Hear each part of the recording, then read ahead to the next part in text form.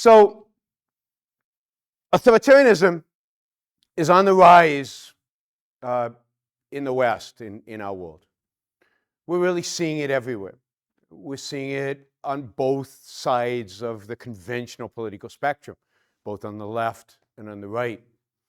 I think we're all familiar with the many, many examples of free speech being limited, for example. Free speech being limited, people are going to jail in the UK, in England, for tweets that they make. Not tweets threatening other people, but just tweets expressing maybe obnoxious, not very pleasant views, but just presenting ideas. We're seeing it in the rise of political parties on the right that would like to restrict our freedoms as well, including free speech, although they often claim to be pro-free speech. They're pro particularly the free speech that involves their ideas, and they're quite happy to restrict the free speech of others. We're seeing it in the fact that so many people today adore and have a huge amount of respect for somebody like Orban in Hungary, who is clearly a man who does not believe in liberty and freedom, but somebody who wants the state to control much of our behavior and much of what we can and cannot do.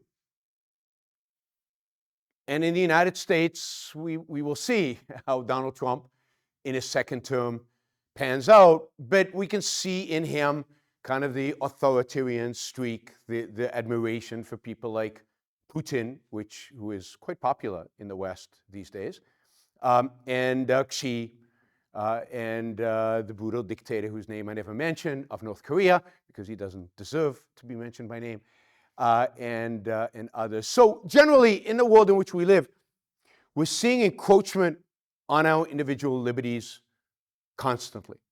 And it seems that over the last decade or so, I would argue really a couple of decades, I put the point of where it really gets much worse at 9/11, where the state, in the name of protecting us, starts monitoring us, starts listening to us, starts, I find it offensive, I don't know about you guys, to go through those metal detectors every time I'm at airports and have my stuff screened in a big machine as if we're all just, potential terrorists and there's no other way to handle this. The worst was when we had to take off our shoes. You remember you had to take off your shoes and had the shoes go through because somebody, some nut put explosives in the shoes, and therefore all of us must suffer. In the name of protecting us, of course, violating our rights and intervening in with our liberty. And generally in the West now, there seems to be a lot less respect,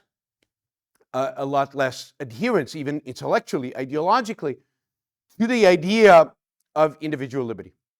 Individual liberty, the idea of individual liberty seems to be in decline across the board. The state wants to tell you what you can digest, what you can, it's going to be interesting in the United States to see how RFK manages our health system. I can't even imagine, right? I mean, it's such a crazy, nutty thing, and yet it could have profound impact. Think about the fact that the United States, for example, 60% of all medical innovation happens in the United States. And we now have a nutcase running and allocating resources across for these innovations. Who knows? And we all suffer, right? You guys suffer because there's a sense in which Europeans free ride off of the innovations that Americans make. You certainly don't pay for them because of your socialized healthcare. So the whole world suffers when these kind of things happen in the United States. So there's definitely this sense of a malaise, of pessimism, of distrust of individual liberty, of distrust of freedom, a general sense that we are heading towards more authoritarianism. Some people are embracing this trend. Many people, unfortunately, are embracing this trend. Other people are trying to resist it and trying to understand what causes it. So really the question on the table, I think now, I'm not here to try to convince you we're heading towards authoritarianism. I think everybody can at least has a sense of it, is really to try to talk about why. Why is it happening? Why is it happening now? What is going on in the world? What has changed? Definitely people seem to have a sense that things have changed. So in order to understand this, and this is going to have to come off.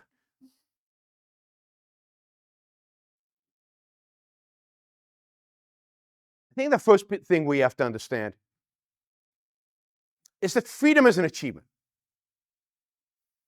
That authoritarianism is kind of the standard. Human beings have lived under one form of authoritarianism throughout almost all of our history, whether it was tribal leaders, or whether it was kings and queens, or whether it was a church that was not just a religion of choice, but imposed its will on people. You either did what they told or you suffered consequences. Some of those consequences could be as horrific as burning at the stake or being tortured. So human history is a history of authoritarianism. And it is rare in human history to find places that have any kind of freedom, any kind of semblance of freedom. And maybe here it's important to note what I mean by freedom, because freedom is one of those terms that everybody talks about. Everybody's for. You know, if you talk to a group of communists, you ask them, are they for freedom? Everybody says yes. Ask a group of fascists if they're for freedom, everybody says yes. Because nobody bothers to define what they actually mean by freedom. And then most modern philosophy doesn't think we could be free anyway. Because, you know, for them, freedom means just the execution of our whims. Whatever you want to do. And if you can't do whatever you want to do, you're not free. So flying is out, therefore you can't be free. I mean, the flying of jumping off the building and flapping your wings. Since that's out, then freedom is out. But what do we mean by freedom? What do I mean by freedom? I mean the ability to live your life based on your own judgment, free, that is, with the absence of coercion, force, and authority that imposes its will on you.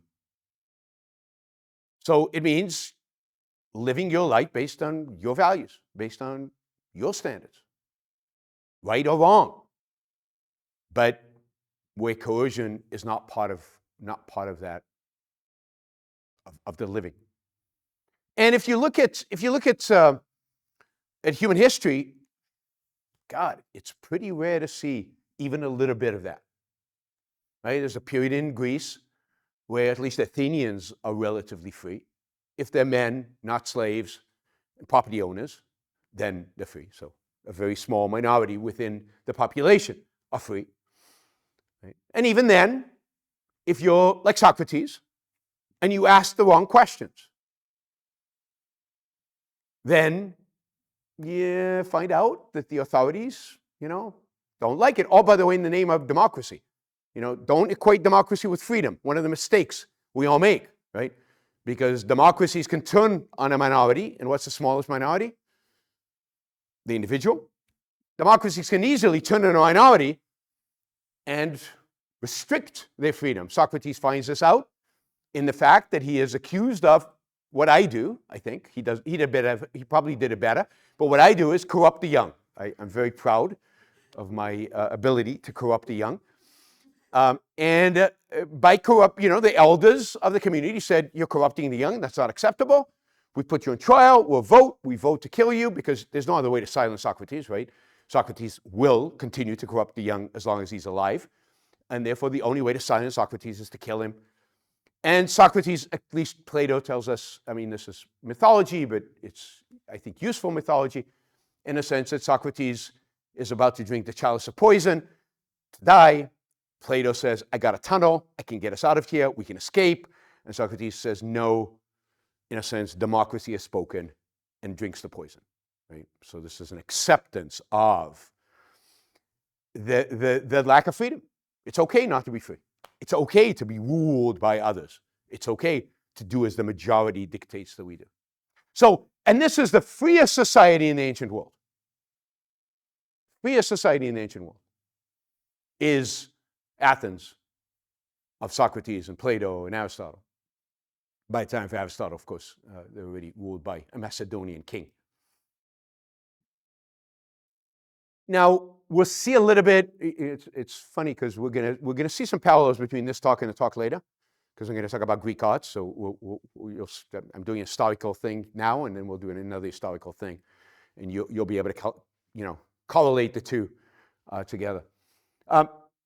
We then go through again in human history, in Western civilization, a period where there's really no freedom. People just have no freedom. They can't do what they want to do. They can't say what they want to say. It is during the Dark Ages and the Middle Ages. There's just no freedom. And again, there might be pockets, but even during this period, there's almost nothing. As you exit the Middle Ages, maybe you get a pocket of freedom in Venice. You get a republic in Venice, but it doesn't last very long. And then you might get later on a pocket of republicanism in Florence, but it doesn't last very long politically. And really, human beings don't know political freedom, don't know this freedom from coercion and force,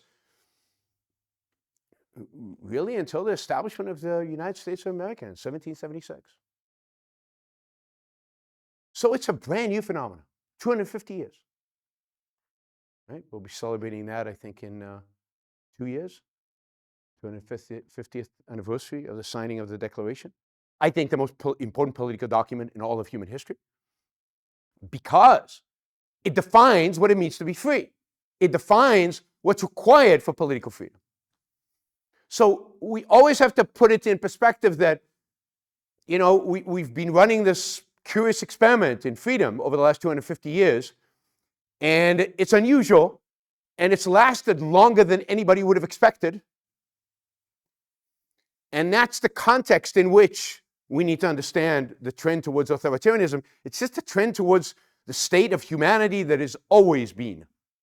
And in that sense, it's the reactionary force. It's the force that is harkening back to that era. And when one looks at why it's happening, one has to look at the ideas and what are these ideas that are driving it. But before we get to that, we have to understand why we got freedom when we did. What is it about 1776 that makes the writing of the Declaration of Independence possible? Not possible physically, but possible intellectually. Where did these ideas come from? How come these guys could get together and write such a document? Couldn't be written 50 years earlier. I suspect, sadly, that it couldn't have been written 50 years later. It happened at a very unique point in human intellectual history. So what were the ideas that made the signing of the Declaration, the establishment, if you will, of freedom as a goal, as a value for human beings? What made that possible? Well, I think the first elements of this start happening during the Renaissance, and again, we'll see that in the arts in the second part. You suddenly have a rebirth of the idea of man as capable of achieving things, of being heroic, of pursuing values. After a very long time of oppression, of darkness, of lack of beauty, suddenly there's a rediscovery of the Greek ideals of beauty, Greek ideals of individualism, maybe not the ism, but the individual, and the Greek ideas of the capacity of the individual to achieve great things. And you see that, we will see it in Renaissance art, and the Renaissance is known primarily for its art because its intellectuals struggle still with the ideas. It manifests itself with the artists before it really manifests itself fully in the intellectuals. But it is also reborn in the Enlightenment is the idea of science. In the Renaissance, is the idea of science. I found this historical fact fascinating, right? For 1,000 years, from about 400 AD to about 1400 AD, in the Western world, no human being that we know of made astronomical observations. Now, this is stunning because from the beginning of kind of man being man and opening his eyes and being curious, you look up at the stars and they start wondering about the stars. And from very early philosophy, from very early science, the first thing we do scientifically is start mapping the stars and figuring out their movements and what the hell is going on here, right? And people come up with the craziest theories about what these stars are. But that curiosity is ongoing, and people are constantly looking, and the Greeks are constantly doing astronomical observations, and the Romans are constantly doing astronomical observations, and they come up with a very sophisticated theory of what it all means. It turns out to be wrong, but it's super complicated mathematically and requires real math in order to even understand what it is that they're trying to explain. And then it stops. Nobody does astronomical observations for 1,000 years, from basically the rise of Christianity and the Roman Empire to the Renaissance. And then they start up again. And as they start up again, they start figuring out truths. They start figuring out what's actually going on, right? Partially because their math is better, partially because their observational tools are better. They've got better lenses, and partially, they've got all these ancient writings that they're reading. And they're not taking them on faith now. Now they're questioning them. Now they're challenging them. Now they're experimenting. And you get this beginning of a flourishing of art, of science. Whether it's Galileo, Kepler, Copernicus, but then, of course, leading up to the greatest of them all, Isaac Newton. And Isaac Newton is probably the most important figure in this chain, because Isaac Newton basically comes up with laws that explain the day-to-day physics of our lives. And what Isaac Newton says is the world is knowable. For the first time in like 2,000 years, somebody says the world is knowable. Here's some basic principle. And it's not just knowable to me because I'm really smart. It's knowable to you. Here, let me explain it to you. And, Newton's laws of motion are pretty simple. Like if you took a physics class and you didn't get Newton's laws of motion, it's because the teacher was bad. Because you should be able to get them. They're really, and Einstein, you can't say the same thing, but laws of, motion, pretty straightforward. You should be able to get them. And suddenly people had the sense, because Newton didn't just write somewhere, but there was a whole movement around Newton's writing, and it spread over Europe, and there was people wrote letters and explanations, and they taught, and suddenly people got this idea of, I can kind of understand the world. And there's a method to the madness. And I have a tool. Again, resurrecting from the Greeks, I have a tool that makes it possible for me to understand the world, and that is my reason. I can observe, I can integrate, I can induce, I can deduce, I can do all these amazing things. And he had a series of thinkers that makes this very explicit. Bacon and, of course, Newton. So what makes it possible, the first pillar of what makes 1776 possible is the idea that we as individuals have the capacity to reason. We have the capacity to think. We have the capacity to discover truth. Each and every single one of us knows the truth. We can see reality. Our senses are valid.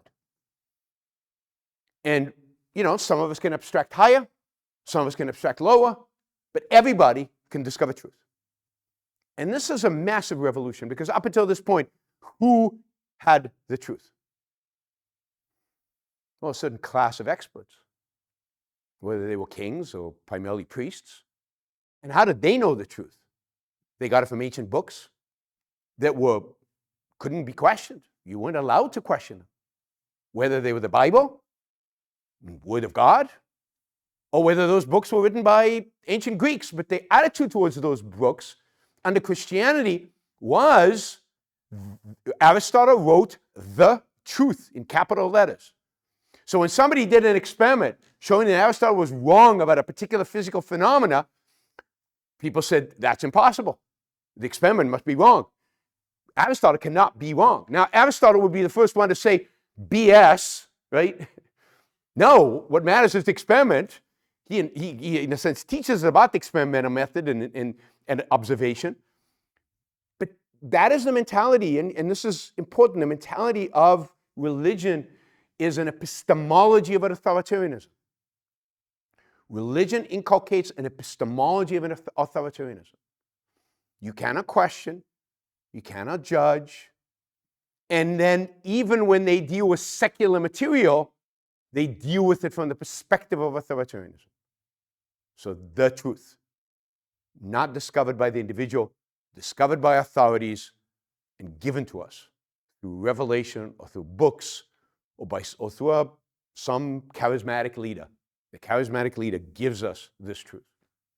I mean, all of this is not accidentally harkens back to Plato. You know, Plato tells us, you as an individual can't discover the truth. You just live in a cave. You see shadows. You don't see real reality. Real reality, which is the world of forms in another dimension, can only be known by the philosopher king, by revelation. What is it that the philosopher king does? Plato calls it reason, but it's really just revelation. There's no mechanism. There's no logic. There's no criterion. So if that's true, then we all rely on the philosopher king. Call him the Pope, call him the priest, call him the ruler, whoever or the witch doctor, as Ayn Rand likes to call him, right? They reveal the truth to us. And if they reveal the truth to us, then we're pretty impotent intellectually. So people in the 15th century, 16th century, they didn't choose their profession. They did what their father did. They did what the ruler needed done. They did what they were told. You didn't choose who to marry. You didn't have personal values. You did what you were told. You functioned within the scope. The scope that you were allowed to choose things was very, very limited because you didn't have the tools in order to make choices. You were too dumb. Dumb is not exactly the right term because by their perspective, you just didn't have the capacity. And the authorities knew exactly what was good for you, so they took care of you. So don't worry, be happy, be dumb, be passive. We will guide you. And that is perfect for authoritarianism, right? I mean, if I wanted to be an authoritarian, if I wanted to rule my kingdom, the first thing I would do is convince my subjects that they were too dumb to take care of themselves. And I knew what was good for them better than what they. And this is straight out of Plato's Republic. This is, he's got a manual for how to do this. Right? Now, he believes it, I think. Whether other rulers believe it or not is hard to tell. So, starting in the 17th century, late 17th century, 18th century, people start waking up. Wait a minute. I have senses. I have a mind. I can figure stuff out. I can know the truth. Who are you to tell me what to do? And that's the real revolution. That's where people start saying, wait, I don't accept your authority over my life. I want my autonomy. I want to be able to make choices for myself. Whether it's a profession, whether it's romantic love, whether it's what values to pursue, whether it's which political leaders to support. And this rebellion is what I think leads us to the modern world. Without the rediscovery of this idea of reason, without the idea that every single individual has the capacity to reason, you don't get liberty, you don't get freedom, you don't get a Declaration of Independence, you don't get the freedoms that we've enjoyed, at least partially, for the last 250 years. And of course, reason is attached to another concept. Because who reasons? Who reasons? Well, the individual does. Every individual does. There's no collective consciousness floating above us. There's no group reasoning. There's no group thinking. There's no group science. We can learn from one another, and we do. But that's only if you have two minds engaged, two individuals reasoning. Can you actually learn from one another? If one mind is not there, there's no learning going on. It's not a group effort. It's an individual effort. Even when people talk about in business, they talk about teamwork, right? The team only works if every member of the team is a thinker, a doer, an individual. Teams of, I'll just do what you tell me, are not worth much. So suddenly, people are not just awoken by the fact that they have a mind, but it's their mind, and it's their life. And who the hell is anybody else to tell them how to live their life? And if you think about the concept of rights, the concept of rights is really a concept that is bridging this idea of I have a mind, I have my life, and my life is mine to live as I see fit, with the idea, okay, what political implication does that have? The political implication is you can't use force against me. That's what rights capture. Individual rights capture the idea that every individual should use his mind to pursue his values in pursuit of his happiness, in the absence of coercion and force and authority that imposes itself on you. And here you have a birth of a political system. And this is the birth of a political system that is completely new because it's different than ancient Greece. And it's different than the Venetian Republic and the Florentine Republic, because now it has a principle to guide what the state can and cannot do. And that principle is the right of every individual to live his life as he sees fit, by guidance of his own mind. And he has a mind. If there's no mind, none of this, all of this falls apart. And that's why that is the number one pillar of liberty. And the consequence of that, of course, is the Declaration, where it says, I mean, people get caught up in this idea that all men are created equal, which is the beginning of the Declaration of Independence. What do they mean by equal? Fundamentally, what they mean by equal is all men have the capacity to reason. Fundamentally, what they mean by equal is all men have the capacity to take care of their own lives. And therefore, all men are equal in rights. Not equal in outcomes, not equal in ability, not equal in, what do the conservatives like to say, opportunities. Those are all fantasies, mythologies, and bad mythologies at that. Equal in rights, because we all have a mind, because we all have a capacity to take care of ourselves. And that comes out of these ideas. And then, of course, if we have that, then what rights do we have? The right to life, to live your life as you see fit, based on your values, your mind, your choices, free of coercion. You have the right to liberty, which is to think and to write and speak. Again, free of coercion, free of force. And the right to pursue happiness, which is the most individualistic statement you can put in a political document. Happiness is important, suddenly. Not in an afterlife. Not other people's happiness. Not the social welfare. There's no common good in the Declaration of Independence. There's individual happiness, and that you have a right to it. That is, nobody can stop you from pursuing it, from going after it.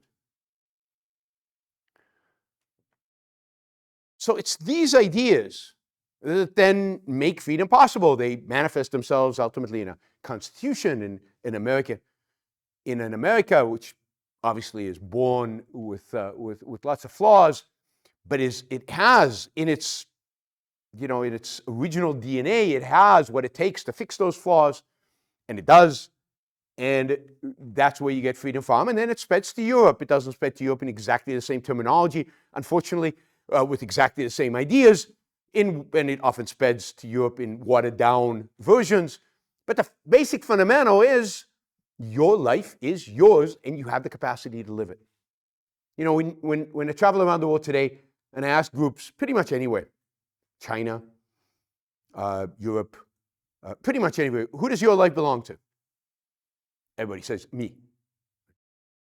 300 years ago, if you'd asked that question, the Lord God, or the Lord of the mansion, or the king, or me, I mean, that would be ridiculous.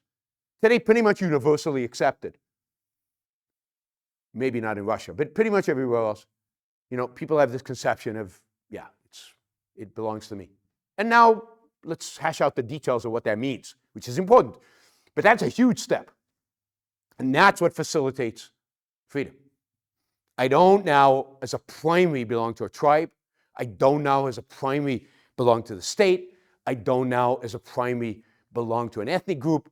My primary orientation is me, my life, and ultimately my happiness. And that's what makes liberty, freedom possible, and that's what we should thank for the last 250 years. So go back to those Enlightenment philosophers, those Renaissance artists, and say thank you to them, because whatever freedom we have today is a consequence of the work and the effort they put and the discoveries they made during that era. So the question is, well, okay, but why then are we losing it? Why then are we turning our backs to this concept of liberty and this concept of freedom and political freedom? And here I think we have to understand that the project of the Enlightenment, the project of those thinkers, was never completed, at least never completed until Ayn Rand. That many of the ideas were not solidly grounded, and indeed came under attack immediately as they were being developed. Throughout the 18th century, they are attacked by the religious authorities, and there's an attempt to resurrect the power of religion and the importance of religion, because religion does not adhere to any of this. It doesn't hold that individuals have the capacity to reason and should pursue their happiness. Its moral code is oriented towards sacrifice, not towards happiness, not towards pursuit of values. Its epistemology is primarily oriented towards authoritarianism, towards understanding what has already been given, discovering a truth that is in another dimension. So there's an immediate backlash from religion to try to stop these ideas from spreading. And some of that backlash manifests itself in secular philosophers, whether it's Immanuel Kant, who is trying to save faith from reason by undermining reason, by telling us, no, your senses are not really valid in the sense that they give you information about the real world out there. They distort it. We all see the same thing because they distort it all in the same way, he tells us, arbitrarily. But basically, we don't see reality. And oh, by the way, this happiness stuff, don't take it too seriously. It's not good. It's actually evil. It's actually wrong. And it's certainly not moral. And if you see, morality should guide you towards sacrifice. So again, Christianity being secularized. Sacrifice. And if you see a happy person, you should not trust them too much because they're probably being self-interested. And we know self-interest is evil, is wrong. And then you get just a string of philosophers, Augustine Comte, who codifies this idea of altruism and what it is and what it means and what sacrifice means and how we work out the details of sacrifice. And the one thing that's really important, if you're going to be moral, is don't be self-interested in any way, in any form. Don't pursue your own happiness in any way, in any form, because that, by definition, is immoral. So be selfless. And again, this is direct attack on the Enlightenment and the Enlightenment's ideas. Of course, even during the Enlightenment, you get people like Rousseau who are attacking it from within, who are saying, oh, no, this idea of reason and individualism out. We're at our best. We're at our happiest, to the extent there's happiness, when we reject reason and we're noble savage, right? We're back in the woods, naked, running around. That's us optimal. So throughout this period, there's a constant attack on these ideas of enlightenment. And they're really, starting in 1800, there's almost no defense of it. There are no ideas that come about to defend this. And of course, if you're not capable of reason, then you can't take care of yourself, and therefore you need a strong state in order to take care of you. And if you're not capable of discovering the truth, again, you need some experts. You need the people to discover truth for you, and they can guide you in your way. And if individualism is out, then we need a group, we need a collective. Note that if you denounce reason, if you undermine reason, what are you left with as a human being? What's left to you if you have no reason? You're left with just sheer emotions. And emotions are not very good guides to how to live life. I mean, I think most of us experience this, that if we get into trouble, it's usually because we follow emotions blindly. It's rare that you get into trouble and you say, yeah, I thought about that too much. I was too logical. Right? That's why I got into this trouble. It's usually because you don't think, you don't use logic, that you get into trouble. So people become emotional, they get into trouble, that causes them to feel fear because they don't understand why they got into trouble. They don't understand why it's not working, why they're not being successful, why they can't attain happiness, why they're not achieving happiness. And the more afraid you are, the more you look for answers elsewhere. And the more you try to huddle in groups, because maybe if I'm afraid, maybe if there's a group around me, we can be less afraid. And then you look for somebody to guide you, to help you. So the more underlying reason, the more we're going to go back to tribes and collectives and little groups, and the more we're going to seek some authority to calm us down and to tell us, no, don't worry. I know how to take you. I know how to take care of you. And we saw this in the middle of the 20th century. We saw this in the two big collectivist phenomena of the 20th century. And I think of those phenomena, communism and fascism, not as phenomena of the West. Yeah, this is the Enlightenment playing out. You hear this from your professors. You'll hear it all the time. If you go to university, they'll say, yes, fascism, communism are the product of the Enlightenment, the rejection of Christianity. It's quite the opposite. This is reactionary forces trying to bring the West back to the way it was before the Enlightenment. These are the forces of anti-reason. Okay? And the need for an authority. The authority might not be God. It might be, I don't know, the dictatorship of the proletarian. It might be some spiritual proletarian thing. Or it might be the Aryan race and the spirit of the Aryan race, which always needs a leader in order to commune with the spirit. You always need somebody to commune with the spirit because the spirit itself doesn't speak. Right? Just like religion. I mean, how do we know what's good for the Aryan race? Aryan race can't talk, so we need a Hitler to be able to communicate with us. How do we know what the proletarian need and want? Marx never tells us really, right? He skips from kind of the revolution of the proletarian to utopia, and the middle stages are kind of blurry. And the middle stages, you need somebody to commune with the spirit of the proletarian and let us all know who to sacrifice to whom. And of course, you need sacrifice. So it's just those ancient ideas, the ideas of Christianity retooled to attack reason, to attack individualism, and to attack political liberty. And they're done in a pretty crude way so that they're defeated.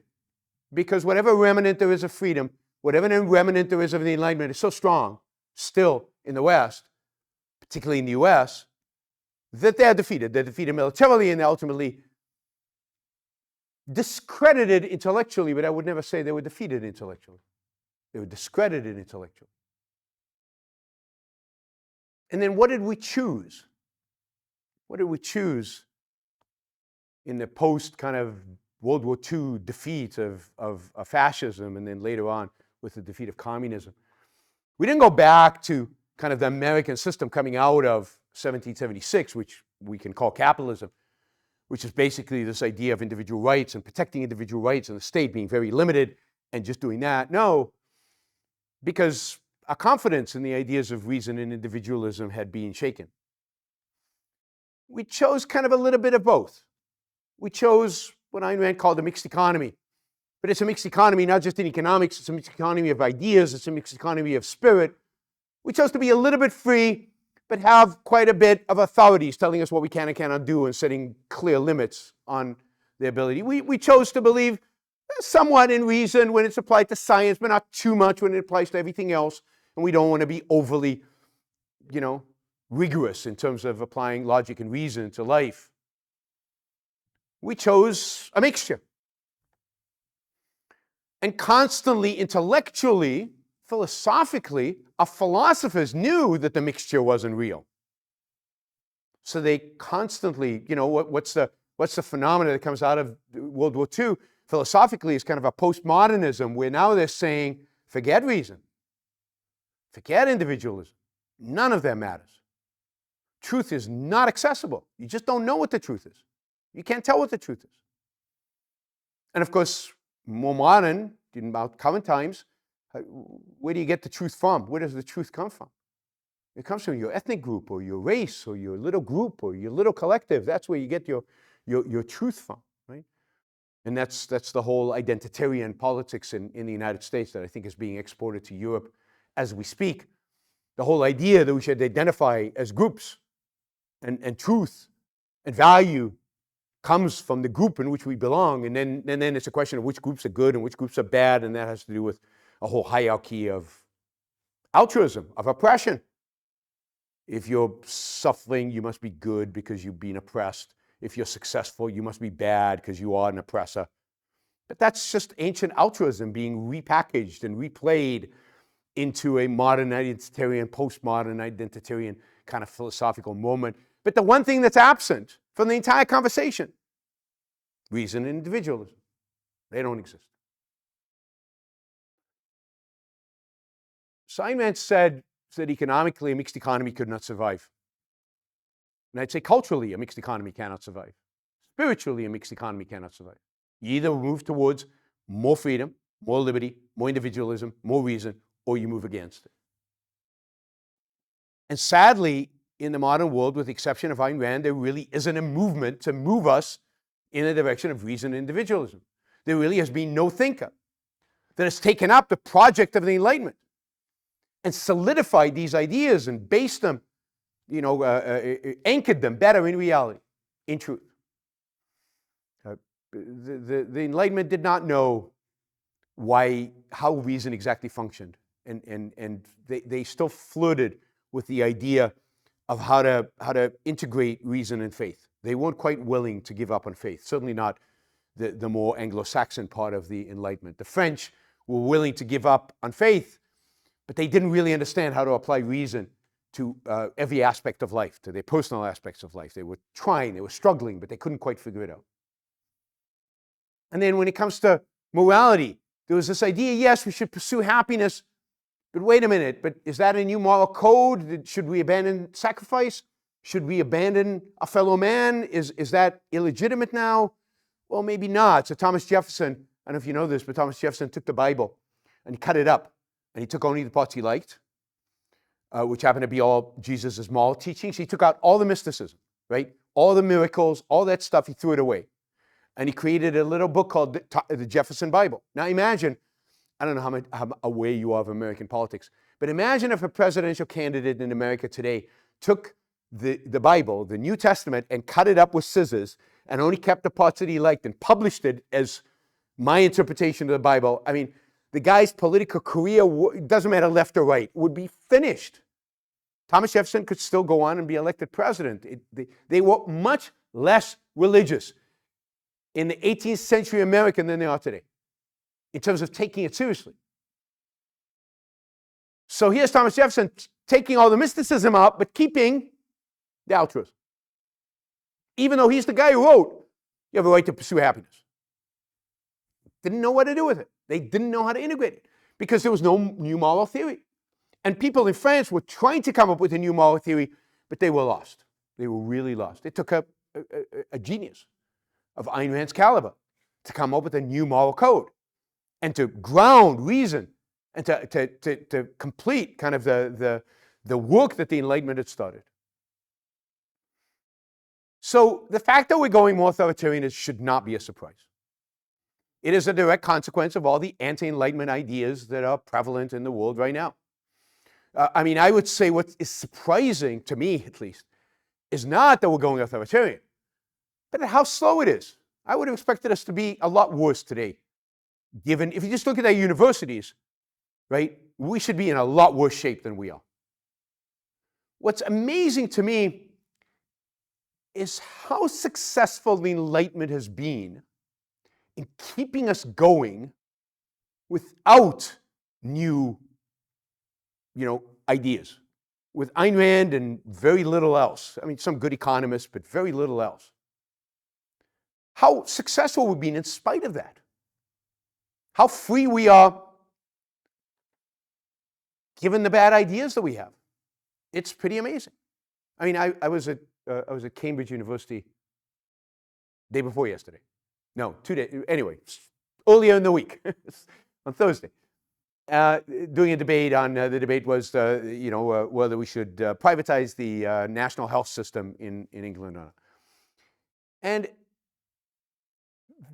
the people there, the students, this is Cambridge University, maybe one of the 5 best universities in the world, maybe. I mean, this is big time. Right? Just by the accent, you could tell they're really, really smart kids. They are so ignorant.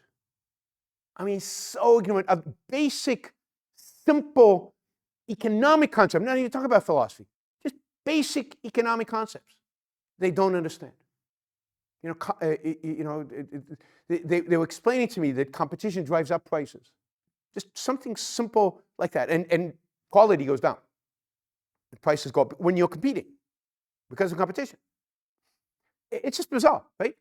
Exact opposite of what actually happens. So, when I see audiences like that, I go, wow, and we're still free. This is pretty cool. But I think it is. The power of the Enlightenment ideas are truly amazing.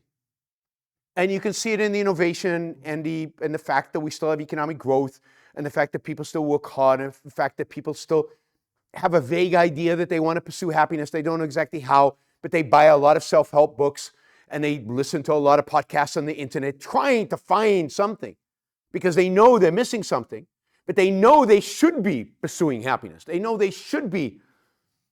You get the admiration that people still have for science. You get the admiration people still have for technology. And that's a great sign. That's a sign that they still have something good in them, that Enlightenment spirit in them. Now that has to decay unless we can bolster it and get Rand's ideas more out there. But it is decaying. And with that decay, we're seeing the consequence in politics. And what we're seeing today is a return to the way we were before the Enlightenment. Looking to charismatic leaders to tell us how to live and to tell us what's true and to tell us what's good, to release us from the need to use our own minds. More and more tribalism, more and more of this group think, where people huddle up in groups and then just mouth off what they're supposed to say without thinking, and there's no cognition going on. That is the consequence of the ideas of pre-Enlightenment, and it's the consequence of ideas post-Enlightenment. And the only one standing up against this, is Rand. And this is what makes her such a pivotal and important, crucial figure for the future of the West, for the future of humanity. If we're going to become free, we not only have to maintain what we have today, but we have to start moving in that direction, because the mixed economy is unstable. If we're not moving towards authoritarianism, we got to be moving towards freedom. And to move towards freedom, we need these ideas. We now have them in a much better form than we had them before because of Rand. It's up to us to do it. Thank you.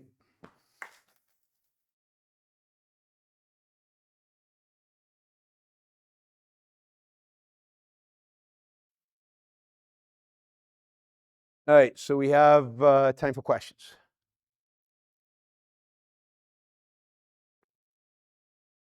It's a shy audience. Yeah. Yeah, I know we talked a lot about George Peterson in your podcast.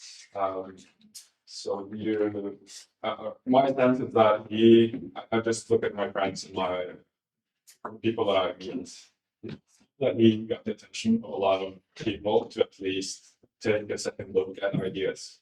Do you think that he is a net good for his ideas, or do you think it's just more bad?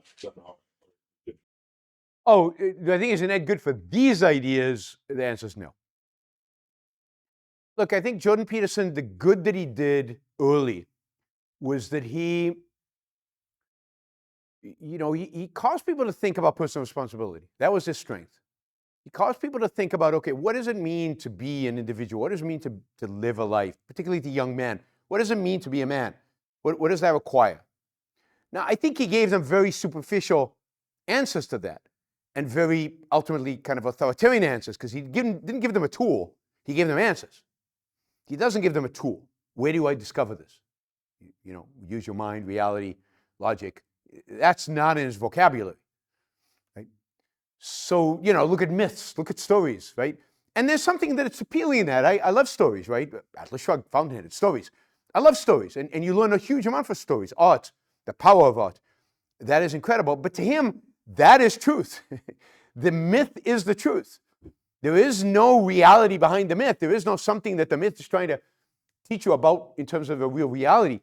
And if it's an ancient myth, it must be true, right? If it's survived history, it's just, there's a Hayek has this view as well, that if things survived the cultural battles, then it must be true, or there must be something true. So no, I think on net he's moving people away from the principle of reason, which is the important principle. Where's truth for Jordan Peterson? He's very Platonic in a sense. Truth is again in some dimension that you have to find a way to commune with. It's not about scientific discovery in reality. So, and he's resurrecting Christianity, he's bringing it back, although he won't acknowledge even that he's a Christian. It's almost like, again, he's like a philosopher king who knows what's good for you. Christianity's probably good for you. I don't know if it's true. It might not be true, but it's good for you, is what Jordan Peterson is telling us. I don't probably need it, because I'm really smart, but you guys probably need it. So, here's the guide to how to go about it.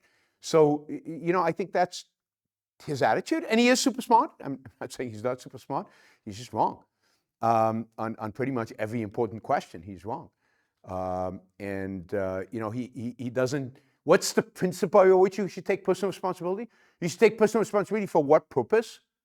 Like, stand up straight, make your bed. Okay, why? To take responsibility. Okay, I'll take responsibility for what? Like, he won't say for happiness, because he doesn't believe you can attain happiness. His view is happiness happens to you. He says, if you're happy, you're incredibly lucky, good for you, celebrate the fact that you got lucky and you got, in the lottery, you got the happiness, whatever, right? But you can't attain it. There's no way to get there. All you can do is take responsibility. And again, the question is, why should I take responsibility? And it's always responsibility, by the way, for others. That's how you get your own self in line, is by taking responsibility for others. And again, there's some element of reality there.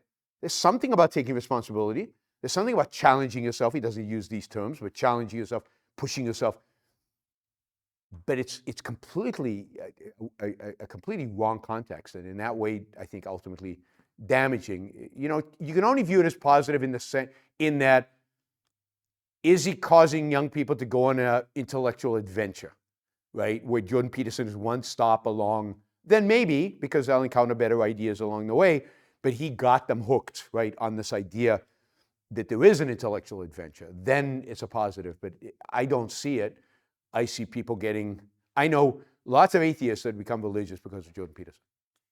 And I'm not sure that's a good thing. Would you say that Donald Trump has been kind of like an accelerator or catalyst in the decline of the culture in the way?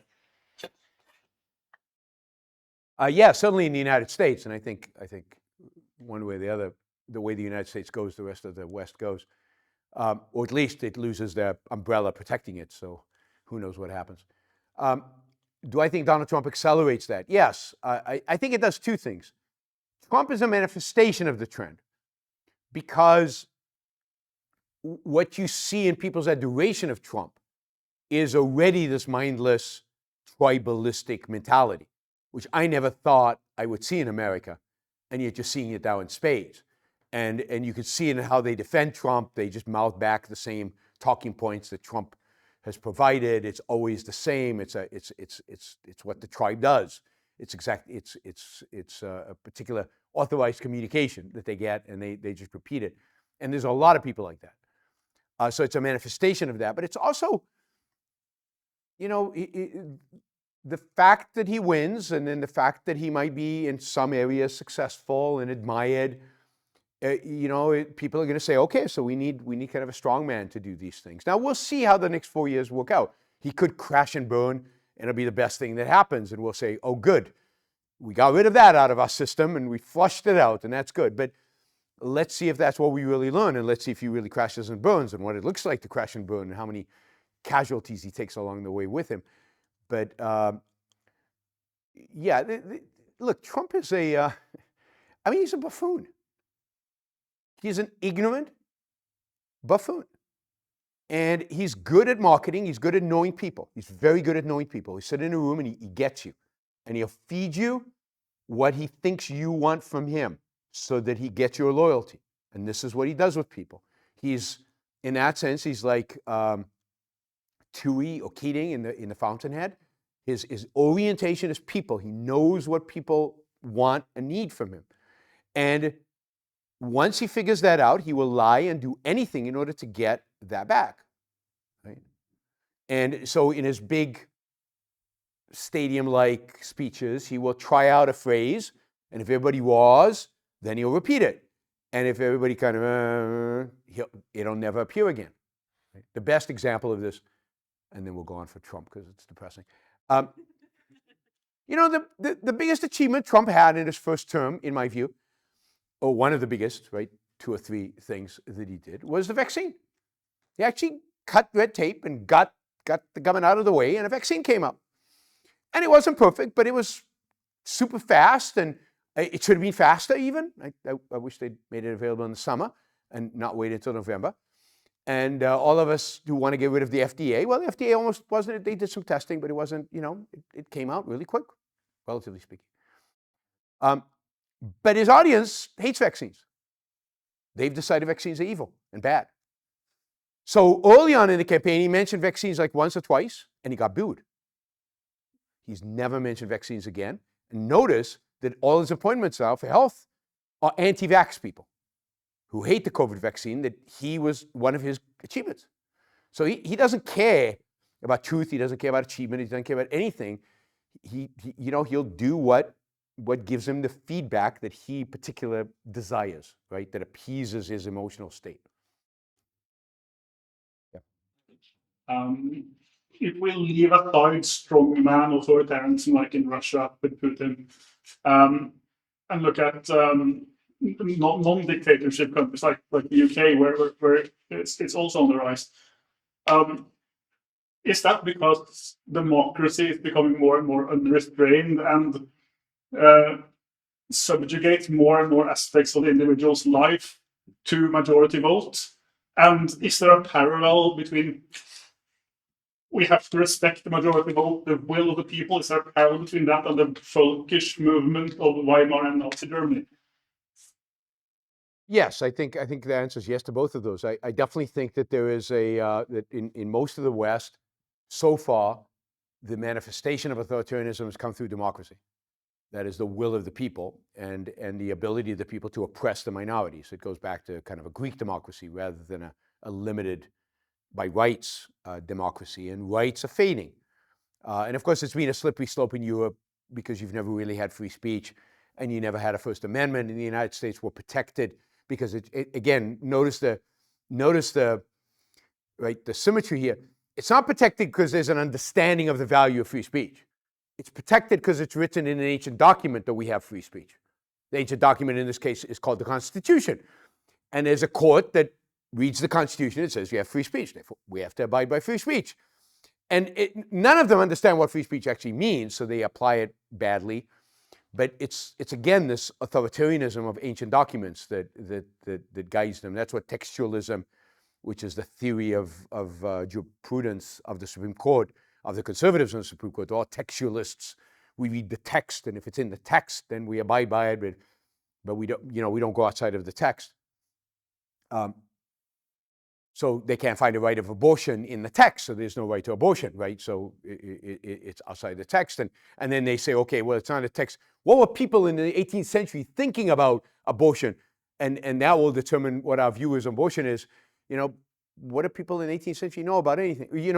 About some of these issues. That can't be the criteria. Truth is never relevant, right? There's no truth. That's not the criteria at all, right? So yes, we're becoming much more oppressed by democracy, by the will of the majority. Now, I believe that is not sustainable. I believe that ultimately collapses into some kind of strongman authoritarianism. That is the next manifestation, because democracy leads to some kind of civil war because the different minorities start fighting each other. and then that leads to some kind of strong man. But the ultimate, the more stable equilibrium, if you will, to use an economic term, is, I think, some kind of strong party, strong man authoritarianism, rather than kind of letting democracy play out. Democracy leads to incredible weakness and internal strife, which collapses on itself ultimately to lead to some kind of savior saving us from ourselves. Yeah, so Atlas Shrugged is still a very popular book in the United States, and a lot of Republican politicians and CEOs and tech bros and stuff pay lip service to enjoying it and respecting Ayn Rand and her ideas. Yet we still don't see any of this manifested in any political organ of some sort. So, what is how did this gap occur, do you think? I mean, Atlas Shrugged's a book. And I think a lot of people do indeed enjoy it without fully understanding it.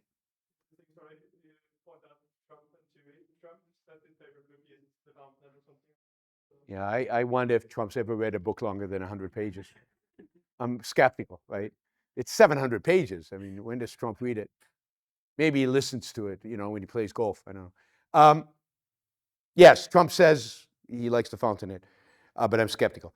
Yeah, I mean, Supreme Court has at least one Supreme Court judge who's a huge fan of the Fountainhead, actually forces all his clerks to watch the Fountainhead movie once a year.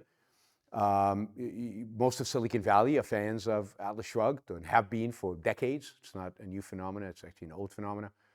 It's a book, and it depends on what people do with it. And again, I think a lot of people who read the book like the book, and a lot of people are inspired by the book, really inspired. But that doesn't mean they get the philosophy, right?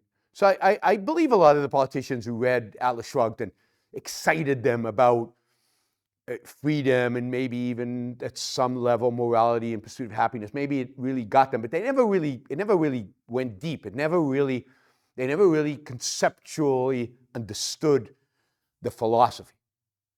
So then when they got into power, I mean, I can think of people like Marco Rubio and Ted Cruz and some others, the Tea Party conservatives, who came into power, quoting Ayn Rand. You remember Ted Cruz reading from Ayn Rand's Atlas Shrugged on the floor of the Senate, right?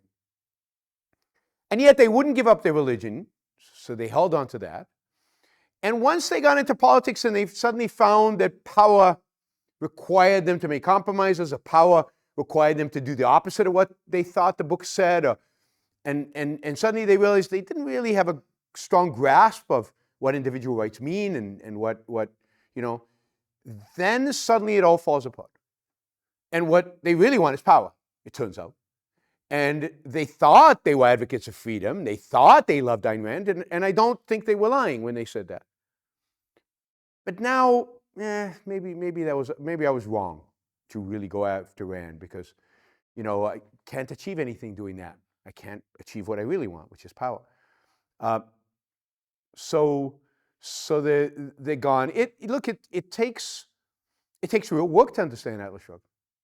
It takes real effort. It takes real cognition. And most people who read it don't do the work. They just don't. So take Silicon Valley, for example. A lot of the founders of Silicon Valley, particularly the first generation of Silicon Valley, read Atlas Shrugged, and I think it inspired them to create Silicon Valley. So I think we're way better off because of Atlas Shrugged, right? We're way better off because they read the books, right? So whether it's Steve Jobs supposedly read Atlas Shrugged early on, and Larry Ellison, I know, read Atlas Shrugged, and Michael Dell read the Fountainhead and Atlas Shrugged in his dorm room as he's putting together the first Dell computers in the early 1980s. They all did. And it gave them the kind of spiritual fuel that art can to go and conquer the world, which they did. But again, it never became a philosophy. It never became integrated in their lives. It never became, the philosophy by which they lived. It remained an inspiration. It remained at the level, in that sense, it remained at the level of art rather than at the level of philosophy. And that's great, right? Because our world is better for whatever people are being inspired by Ayn Rand, but it's not as good as it could have been if they had really delved into the philosophy and made it a part of their conscious existence and applied that philosophy consistently. but it's hard. I meet a lot of people who are really devoted to Ayn Rand, but they're also businessmen, and they spend all their time, doing the work of business, and they love Rand and they love Atlas Shrugged, but they don't completely get it because they haven't put in the time and effort, because they don't have the time and effort, because it's all dedicated to work. And they've got a culture pushing against it constantly. They're brave enough just to stand where they are, pushing back, and so it's tragic in that sense, because they're not getting the full benefits of Rand because they haven't put in the work, because they're too busy changing the world, right? In their business lives. So it's going to take time, and one of the reasons you need intellectuals, and this is the key, and one intellectual is not enough, one philosopher is not enough, is because you need intellectuals to constantly apply these ideas, constantly remind people that they exist, constantly show them how they're connected to their lives, constantly, right? In every aspect of their lives. And that's why we need hundreds of objectivist intellectuals, to be able to constantly remind these people who've read Atlas Shrugged, this is what it means, this is how it applies, this is what's going on. And hey, be proud of what you're doing, continue to pursue happiness. So all of that needs to be done. You need an infrastructure. You can't just take a philosophy and it'll just do its thing. People pick it up and actually teach it. That happened with every philosophy. Jesus needs the apostles, and the apostles need the fathers of the church and all those people who teach Christianity. And Kant needs the entire university system to adopt his ideas and spread those ideas. It doesn't happen by itself. It's not through osmosis. It's actually through intellectuals doing the work, and we need those intellectuals. I have a question regarding what your opinion on the so-called culture war going on.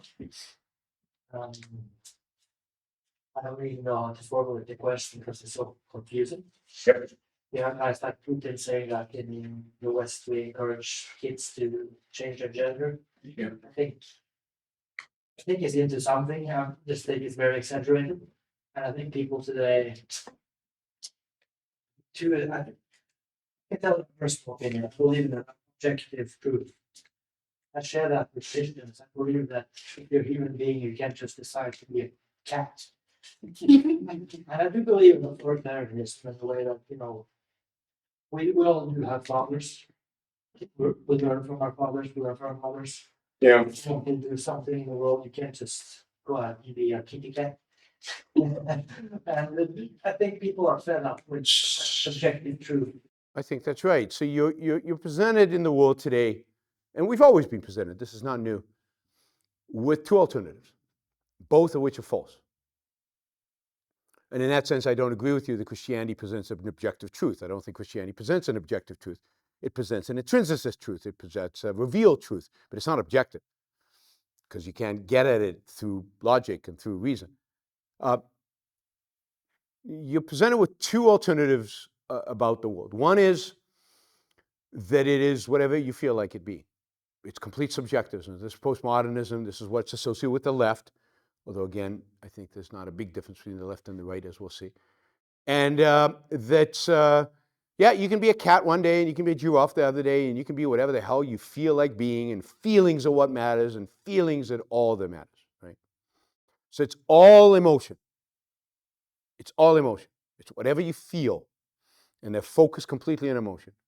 And it's about belonging in the group. Again, it's about group belonging.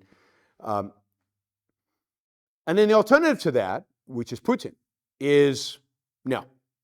There is one way to live, and I know what it is, or the Orthodox Church knows what it is. And the Orthodox Church is going to tell you what it is. It can't prove it. Reason is not part of this, but it's in the fabric of reality. Truth is just there, and it shouldn't be questioned, and it's just part of the fabric of reality. So you have intrinsicism. Truth is intrinsic. It's just there in reality. And you have subjectivism. And those are the two battles. You've got the right generally is associated with intrinsicism. We've got books, ancient books, tell us how we should live our lives, right? We should do X, Y, Z. You should respect your father and mother, even if they don't deserve it. You should respect them, right? And no, you should be able to be a mouse if you want to be a mouse, right? You can do whatever the hell you want. And those are the alternatives that we've got. And they're both wrong. And at the end, the intrinsicist view is subjective. Because, yeah, you know, Putin might say, you can't be a cat. You're a human being. You can't be a cat. But, you know, he invents other stuff. Like, he'll tell you that there's such a thing as a Russian spirit, a Russian thing, a Russian that makes us Russian, right? And that Ukrainians have it even if they don't know it. And all he's doing is uniting the Russian. Read what Putin writes about this. He's very clear about his mysticism, right? Now, where does he get that from? Well, it's pure subjectivism. He made it up. It's like him declaring himself a cat. There's no difference. Intrinsicism, since there's nothing really out there, there is no Russian spirit, there is no Russian essence, there is no being Russian as a spiritual thing. Since that doesn't exist, you make it up, just like you make up the cat. In that sense, there's not that big a difference between the left and the right. What we're arguing for is that knowledge is objective. Objective means that there's a real reality out there, and we have a mind capable of observing, understanding, and integrating that knowledge. The knowledge of the things that are out there. And that requires proof, it requires a scientific method, it requires observation, it requires a real engagement, it requires effort. It doesn't just implant on your mind, it requires your mind to go out and interact with reality. And that's what it means to be objective, at least for objectivism.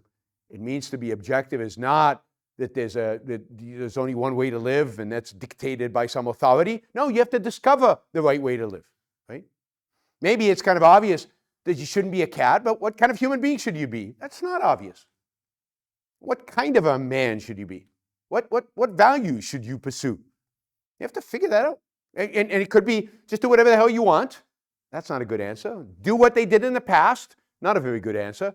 No, you have to discover what the right answer is. And here are the tools to discover reason and objectivity. So it's a much more active philosophy, right? It's a much more engaged philosophy. It's not about, so the split of intrinsicism and subjectivism is the battle we're seeing left and right. And at the end, they're not that different. And that's why in the end they tend to unite. And that's when it really gets scary. Right? When they start agreeing on stuff is when it gets scary. Dugin's influence in Russia, God. Yeah, I did a whole show on Dugin, I don't know, a year or two ago. Dugin is a philosopher in Russia. He is a postmodern mystic. So he is the unity of left and right, right? He says concepts don't mean anything. It's whatever we conventionally decide that they mean. There's no objectivity. In that sense, there's no truth. But we must abide by the Christian Orthodox and the Russian mystical Russian people, spirit, whatever. And he is a huge influence. And he's philosophically exactly this unity of left and right. And he's incredibly authoritarian. And he basically rejects the philosophical movement he hates the most is the Enlightenment. He rejects reason, and he doesn't believe we're individuals. There's no such thing as individuals. All we are is collectives. All that exists in reality are collectives. Russia being one collective, and there being other collectives. And Russia a superior collective, and therefore they should rule over all of Europe. But he's fascinating to listen to if you can tolerate the nonsense, because he's so influential. He's supposedly Putin's muse. You are talking about the left and the right. I think that's one of the problems in Norway. People think in terms of left and right. It's like that football game, and cheering on one side, and you're on this side, and against those, or the other side. How can we break out of this? Because we are not national conservative, right, populist, or communist, socialist. Yeah, I mean, I think left and right are bad ways to conceptualize the political spectrum, and always have been. I mean, left and right are completely arbitrary. It's a product of the French Revolution, when Parliament comes into session. certain people are sitting on the right-hand side, certain people on the left, and so the royalists tend to be associated with the right, and the revolutionaries on the left, and it goes through a number of iterations. But it doesn't mean that much because it's not a definition by essentials. There's no essential here characterizing the left or the right. It's intrinsicism, subjectivism. And my argument is at the end, intrinsicism, subjectivism are the same thing. So if you're looking for a real political spectrum, the proper political spectrum is collectivism, individualism, or statism, capitalism. And in that sense, the left and the right, as we know them today, are both collectivists. They're both statist. And there's like a few of us individualists over here and empty in between. There's very little in between. But that's the way to conceptualize it. It's freedom, individualism, capitalism versus collectivism, statism, authoritarianism. And then, different people on the left and right might be more or less authoritarian and therefore might be, closer to our individualist stand, but they're on the spectrum. But at the end, they're over there because they hold statist views. Maybe there's some classical liberals somewhere here in the middle, and then there's these lonely objectivists way out here that are holding the line in terms of consistency. But that's hard to change the way people conceptualize it, but that's what's required, that's what's needed. All right, any final questions about anything? Yeah. If you were to speculate about Millet, I think he's a little philosophically weak, very strong economically, but he has problems with pragmatic, it's an anarchist, all these things. Yeah. Like if you try to speculate, if you try to project into the future, what do you think now? How is that going to come into? How is that going to manifest itself somewhere along the line? What's going to happen? Wow, I mean that is interesting. So I agree with you. I think he's very good. He's got a good sense of life, which I think is really important. He's pro-life. He's pro the individual and in some deep sense, I think, pro-happiness, which manifests in his understanding that the West is better. It's an understanding of economic liberty and the importance of economic liberty. He's a really, really smart economist, and he knows, I think, his economics well, and he's very good at communicating that knowledge. His weakness is in ethics, and he's an anarchist, so his weakness is also on the individual rights and the connection between politics and ethics. That's really where it is. He's still a utilitarian, just like libertarians tend to be. He's still on the utilitarian basis. How do we maximize happiness for the greatest number of people? Something like that. So how does it manifest itself? It probably will manifest itself in the kind of compromises he's willing to do down the road. And look, he's going to have to make compromises because the Argentinian people are not with him ideologically. They're with him spiritually right now, and they're with him to a large extent because they're so desperate. They're willing to be with him right now. They haven't bought into they haven't read the books yet, right? And it's unlikely they're going to. And then politically, he's still in a very small minority in the parliament. And it's unlikely he wins an outright majority, so he'll always have to form some kind of coalition. So it's a question of what kind of coalitions he forms and where do the compromises come in. So far, the things I've seen him compromise are towards the right, in the sense of towards the nationalist right. So he's particularly for an anarchist, he's very eager to build up the military, which is kind of weird, right? For somebody who doesn't believe in the state, doesn't believe there should be a military, he's very eager to build up the military. Again, a compromise with the conservative right. We'll see what his stance is going to be on abortion. We know what his beliefs is in abortion, whether he will manifest those beliefs in the legislation, again, to compromise with the right, with the conservatives. He even said some stupid things about the Falkland Islands, which is just stupid because nothing's going to happen around it. But it's like, something about Falkland being part of Argentina and this being important, and you couldn't be an Argentinian if you weren't. Yeah, why does he even need to go there? He's got so many other problems. But he's doing it in order to appease this nationalist element. So I think that's a direction you could see him drift into, and maybe even start believing in some sense, because of the lack of a moral philosophical foundation. But it's going to be a while because Argentina's problems are so deep in the realm in which he is actually an expert that he could do a lot of good before he gets to the really bad stuff, right? So he could reform the economy in so many good ways that by the time he gets those compromises, Argentina will already be booming and there'll be a lot of goodness done. Will Argentina ever become an ideal state no, I mean, it's probably not going to because of that, because he's not got it and the Argentinian people don't fully have it.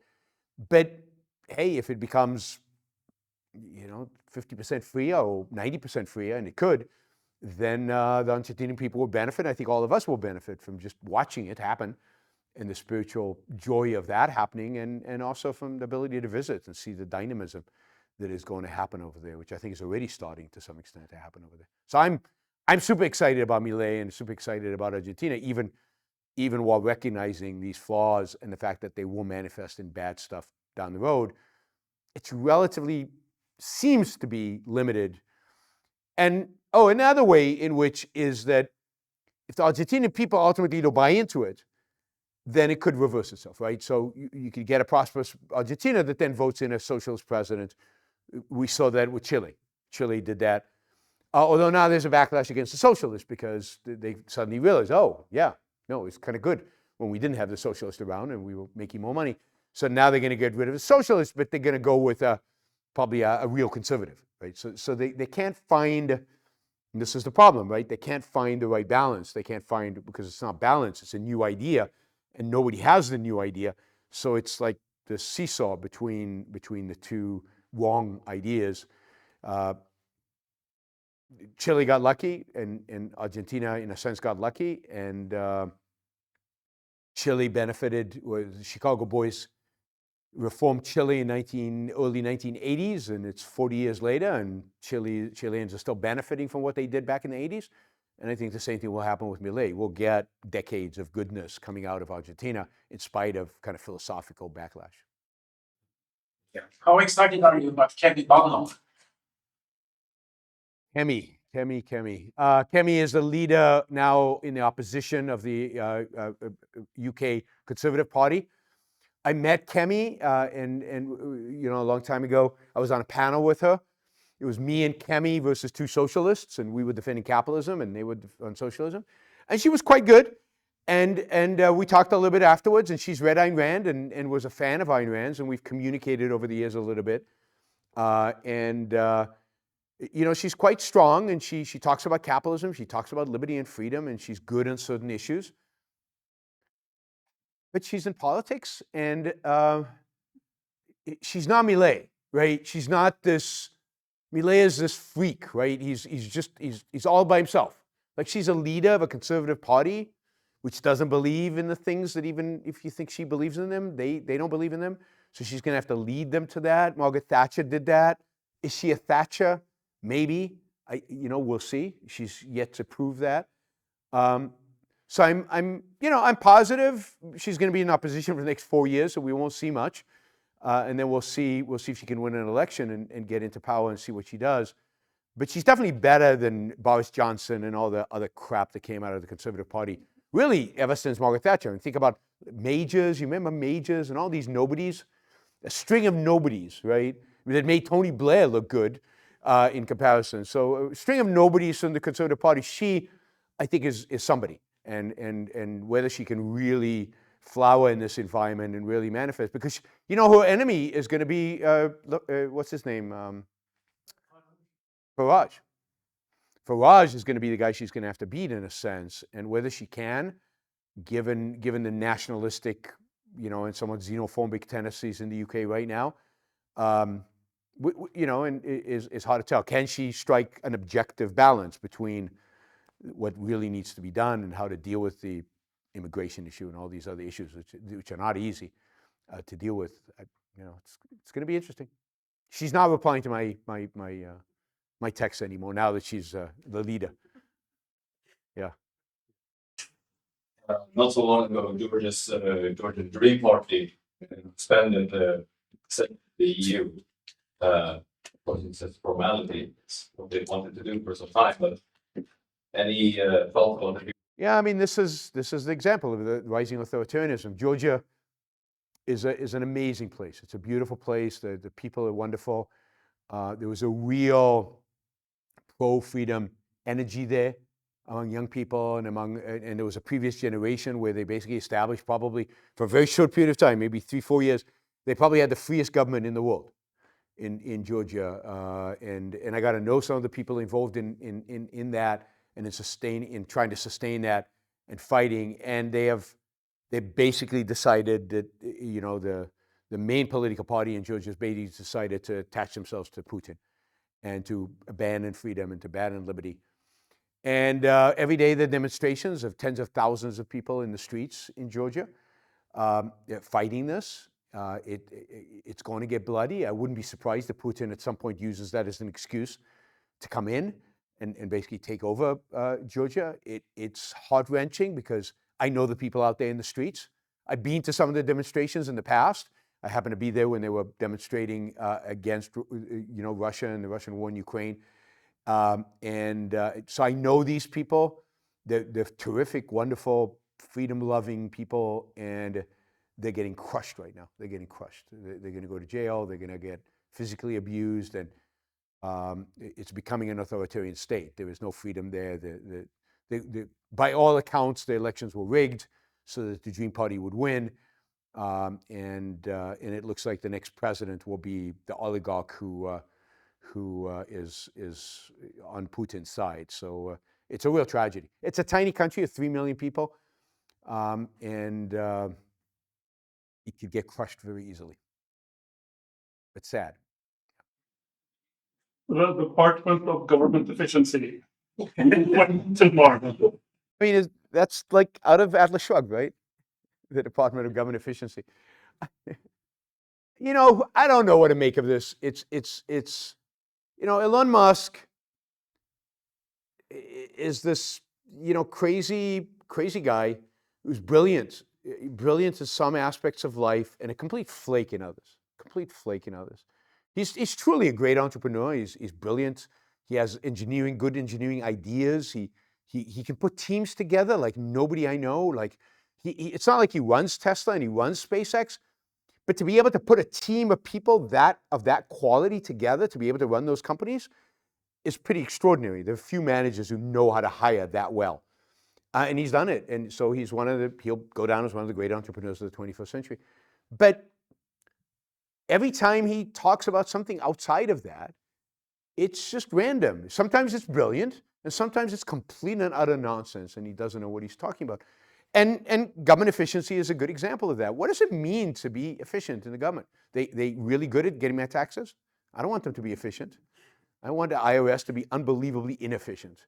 In what respect? Are they good at redistributing wealth? Now the Social Security checks go out more effectively and fewer employees touch the check on the way.